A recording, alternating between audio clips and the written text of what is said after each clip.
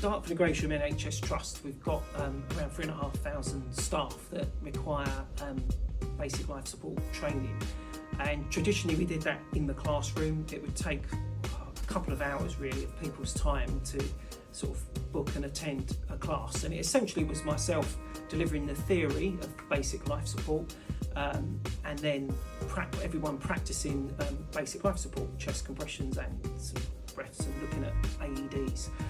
So that was quite time. It was quite a difficult amount of time for me to find each week, on top of all the other commitments a resuscitation officer has. So initially, because of COVID, I couldn't do the traditional classroom classes, which is when I started to look at self-directed learning. And slowly we expanded on this and realised how time efficient it was, how cost effective it was, and also the staff liked it. I wasn't sure if staff would like it, but they actually liked using the system. It gave them complete flexibility of when they did their training. They can complete their theory online whenever they want, and then they can come in and do their practice whenever they want. In addition to that, they also got an instant certificate as soon as they'd completed their assessment, and so the general feedback from staff using it was very, very positive.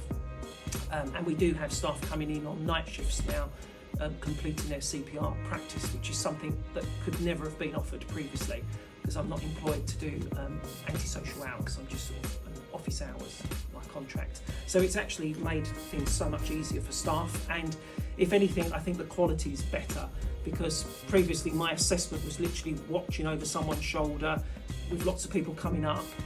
Now an individual gets a proper assessment in quite detailed, with detailed feedback.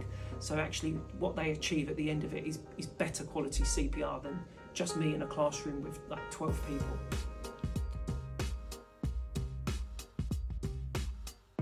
Traditionally, when I first started using the Brayden system, we had a separate standalone theory module, and then people had to come and do the practice, and we wasn't sure how easy it would be to integrate everything together, which is what ultimately we wanted.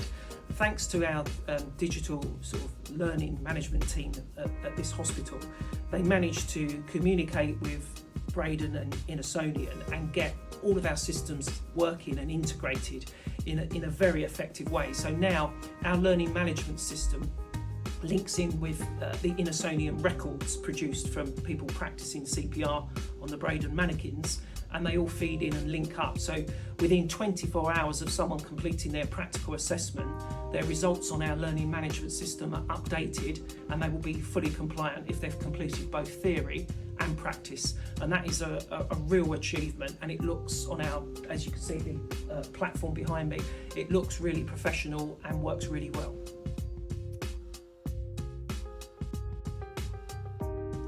So a lot of our staff don't just work with adults, some work with babies, children, and the really good thing about the Brayden system is we've got a mannequin for every speciality. We've got Brayden Baby, and we've got Brayden Junior, and obviously we've got the adult mannequin, Brayden Pro Adult. So when staff come in, some will just do one, it might be adult, and then they finish and come out. Other staff will stay in longer and do all three mannequins.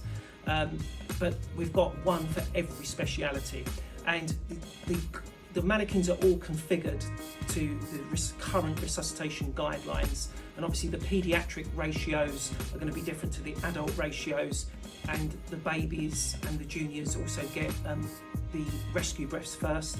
All of that is configured and can be configured to the Brayden system, and it works and follows the Resuscitation Council UK guidelines.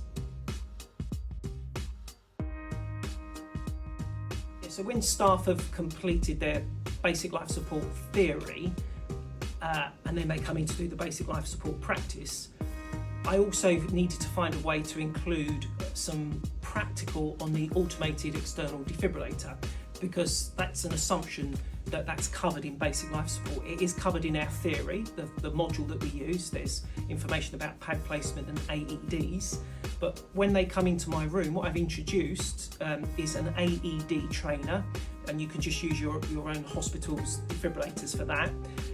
and a pad placement guide with instructions, so people can actually run a scenario on an AED trainer and get used to using their machine.